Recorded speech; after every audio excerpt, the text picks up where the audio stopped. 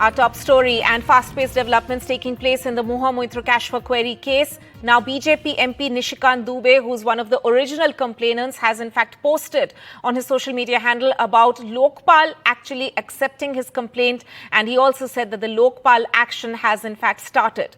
Remember, this post in fact comes in just hours ahead of Nishikant Dubey appearing in front of the ethics panel, the Parliament ethics panel, which is looking into this entire matter. The hearing is of course scheduled on Thursday. Let me go across to my colleague Maria Shakil for more on this. Maria, so more trouble for Mahua Moitra? Certainly. And tomorrow is the first hearing of the Ethics Committee where Nishikant Dubey is appearing around 12 noon, which will be followed by another oral evidence being recorded by lawyer Jai Behadrai.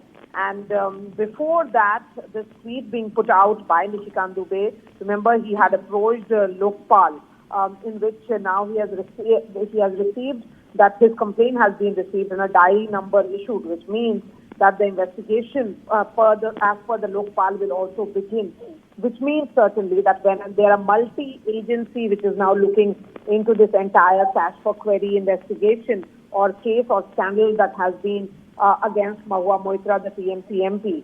Now, Mahua Moitra herself will be asked also to appear as by the Ethics Committee chairman, because this is in the domain of breach of parliamentary privileges. It's in the domain of criminal conspiracy, as has been alleged by Nishikant Dubey.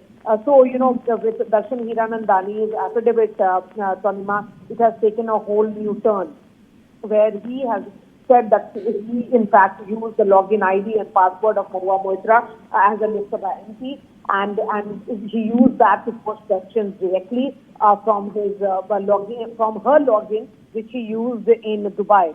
So certainly, as far as the breach of parliamentary privileges and contempt of House is concerned, it is of course a subject of investigation. But Lokpal now, accepting the complaint in itself means that this is trouble growing only for Mahua Moitra.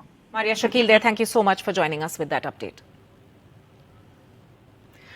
In what could indicate a thaw in Indo-Canadian diplomatic row, India has decided to partially resume visa services in Canada, services which had been closed last month following the huge diplomatic row which erupted over the killing of a Khalistani terrorist on Canadian soil. Indian High Commission in Ottawa has said that services will resume for entry visa, business visa, medical visa and conference visas from October 26th.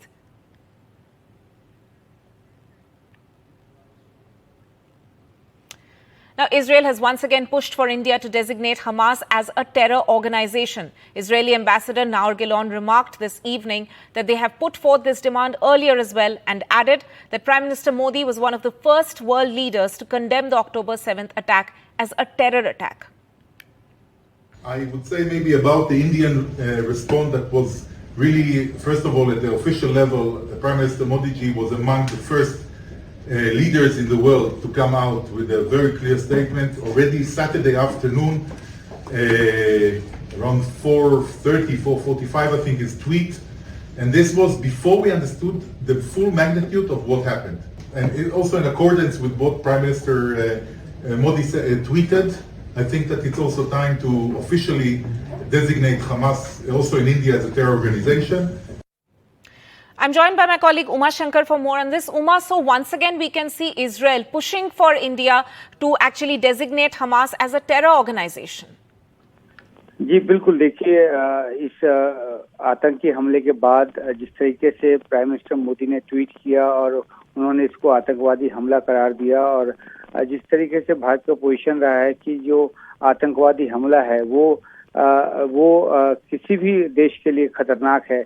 अब इनका जो बयान है उन्होंने साफ तौर पे ये कहा है कि भारत जो हमास है उसको आतंकवादी संगठन करार दे, क्योंकि भारत ने अब तक जिन 44 संगठनों को आतंकवादी संगठन करार दिया उसमें हमास का नाम नहीं है।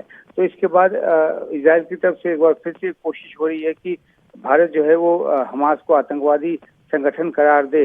हालांकि इस बारे में जब विदेश मंत्रालय से कुछ हफ्ते पहले पूछा गया था तो उन्होंने कहा था कि किसी भी संगठन को आतंकवादी करार देना ना करार देना संबंधित जो मंत्रालय उसका काम है, यानी कि जो होम मिनिस्ट्री है वो ये देखता है कि कौन सा संगठन भारत के लिए खतरनाक है, कौन सा नहीं है, और उस आधार पर उसको आतंकी संगठन करार दिया जाता है। तो हमास जो है वो भारत के लिए आतंकी संगठन नहीं है, लेकिन इस हमले के बाद जिस तरीके से भारत ने इसको आतंकी एक हमला करार दिया, तो इजराइल की उम्मीद इस बात को लेकर बढ़ी है कि भारत जो है अब इसको आतंकी संगठन करार दे। और जो इजराइल के राजदूत हैं उन्होंने साफ कहा कि इस बात को लेकर पहली बार उनकी तरफ से अनुरोध नहीं किया गया है, पहले भी अनुरोध किया गया है, लेकिन देखना है कि इस अनुरोध के बाद क्या भारत हमास को आतंकी संगठन करार देता है या नहीं। Right, Uma Shankar there. Thank you so much for joining us with that. Shifting tracks now, and air pollution levels in the national capital witnessed a spike. But besides the Shera celebrations contributing to it, the annual stubble fire problem has once again reared its head. Delhi government's already estimated that stubble burning incidents will rise by the end of this month.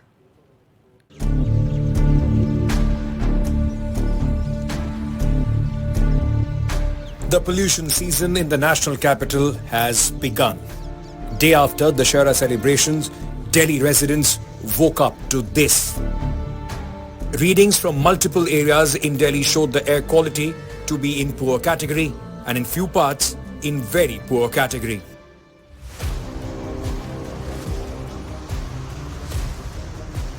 Delhi NCR has seen a fluctuation in the air quality index. As the nation celebrated Dussehra by burning effigies of Ravan, the farmers in Punjab paced up the crop residue burning. At least 360 farm fires were reported in a day, taking the overall count this season to over 2,300. कोई भी आधिकारिक data मौजूद नहीं है जो ये बता पाता है कि कितना पोल्यूशन कौन से सोर्स से होता है. Few farmers also set stubble on fire to register their protest. They claimed, while farmers are being penalized for setting paddy residue on fire, no action is being taken against those burning lakhs of effigies. Farmers like Dharminder Singh say they have no option but to burn the paddy residue. नहीं सरकार ਤਾਂ ਸਾਨੂੰ ਕੁਝ ਵੀ ਮੁਹੱਈਆ ਨਹੀਂ ਕਰਾਂਦੀ ਜੀ. ਸਰਕਾਰ ਦਾ ਤਾਂ ਕੋਈ ਫਾਇਦਾ ਹੈ ਹੀ ਨਹੀਂ ਸਾਨੂੰ. With only 37 to 40% of the area being harvested, there is growing concern that the flames of farm fire may burn further in the coming days. ਸਾਰੀਆਂ ਟੀਮਾਂ ਲੱਗੀਆਂ, ਸਾਰੇ ਐਫਰਟਸ ਲੱਗੇ ਨੇ ਔਰ ਜਿਵੇਂ ਪਿਛਲੇ ਸਾਲ 30% ਰਿਡਕਸ਼ਨ ਸੀ ਤੇ ਅਸੀਂ ਮਤਲਬ ਇਹ ਉਮੀਦ ਕੀ ਅਸੀਂ ਪੂਰਾ ਟੀਚਾ ਬੰਨਿਆ ਹੈ ਵੀ 50% ਰਿਡਕਸ਼ਨ ਕਰਾਂਗੇ ਤੇ ਅੱਜ ਤੱਕ ਦਾ ਟ੍ਰੈਂਡ ਤੇ ਬੜਾ ਪੋਜ਼ਿਟਿਵ ਹੈ. Pollution in North India, an annual problem for the citizens. The spotlight is squarely on the Aam Aadmi Party, which now rules both Delhi and Punjab, on whether they will be able to curb the poison that people are breathing. With Mohammad Ghazali, Bureau Report, NDTV. Now, the Ram Mandir consecration ceremony date is out. Ram Janmabhoomi Trust General Secretary Champat Rai confirmed that the idol of Lord Ram will be installed at the temple on January 22nd and that Prime Minister Modi has accepted their invitation. The trust plans to invite over 25,000 religious leaders, Hindu religious leaders from 136 Sanatana traditions for the ceremony. In addition to the 25,000 saints who will attend the ceremony, there will also be 10,000 special guests.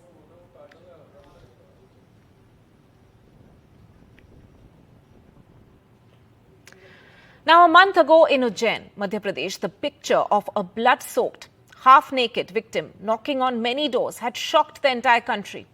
The accused was caught. The injured girl spent several days in the hospital fighting for her life.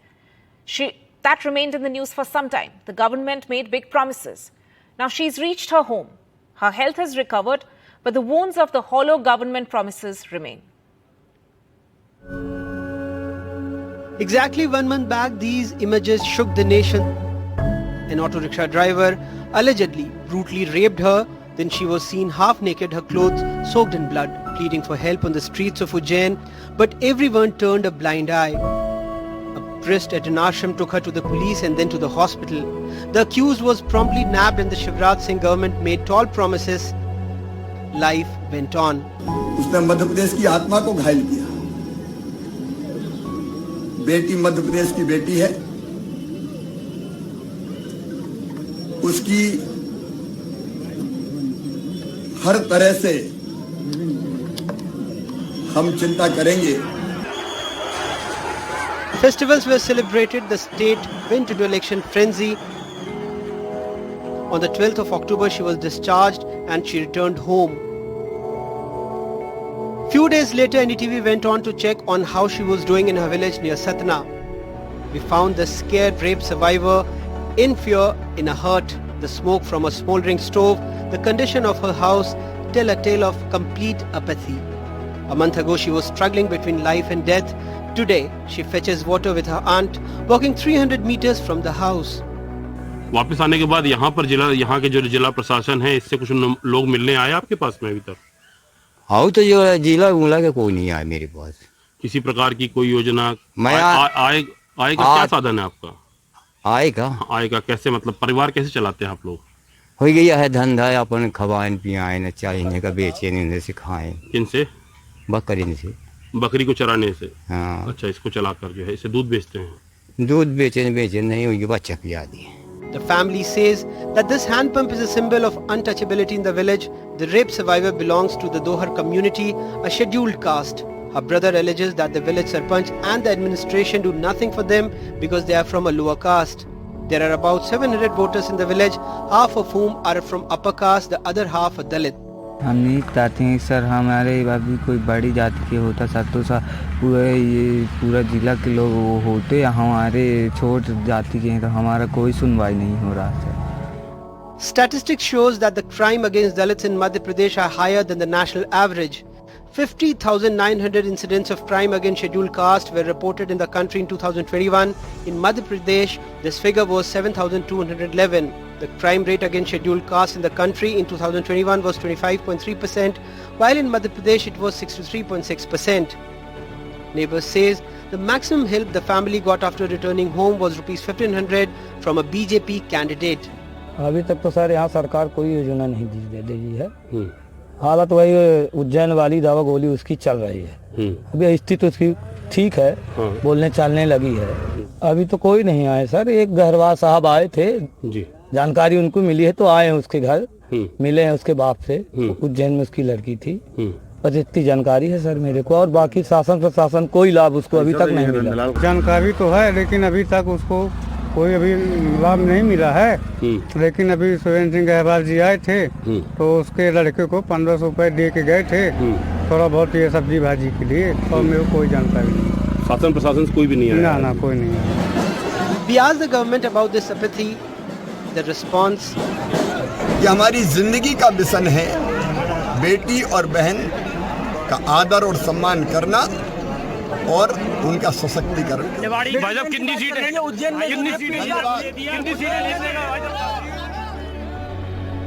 The family claimed that the only help they get from the government is a social justice pension of rupees 600 per month.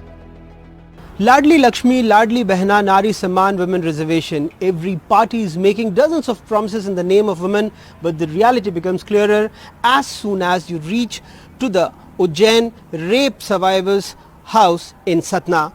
In Satna with camera person Rizwan Khan, Gyan Shukla and Mayank Dubey, Anurag Dwari for NDTV.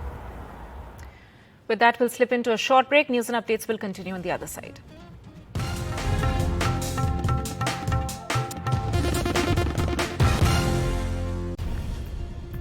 Welcome back. Now, markets were marred by volatility for the fifth consecutive day, closing at nearly a 4-month low. Sakshi Bajaj explains the impact of the Israel-Hamas war on the markets. A disappointing day of trade for the markets. The Sensex sliding over 500 points and ending below that 64,100 mark. The Nifty falling over 150 points and ending below that 19,200 level. Now markets are near a 4-month low. This is a fresh low, remember, for the markets, both the Nifty and the Sensex. And predominantly we spoke to investors, we spoke to analysts and experts throughout the day, and predominantly the concerns are about the Israel-Hamas conflict now escalating. Now investors of course are worried about the fact that this conflict, if it spreads, if it widens, the Indian stock markets and Indian economy at large could face a fresh challenge. And why so, if you're wondering? Well, oil prices have been rising with Brent crude at $88 a barrel. India, of course, a key oil importer, and inflationary concerns also on the rise. Remember, all along, global central banks have been trying to contain inflation, not just India. And with oil prices rising, this comes as a fresh threat. Now, over 40 US states are suing Meta Platforms and its Instagram unit, accusing them of contributing to a youth mental health crisis through addictive nature of their social media platforms. Speaking on the issue, Union Minister Rajiv Chandrasekhar said that the days of free pass and immunity to social media platforms are over and strict accountability will be enforced hereon.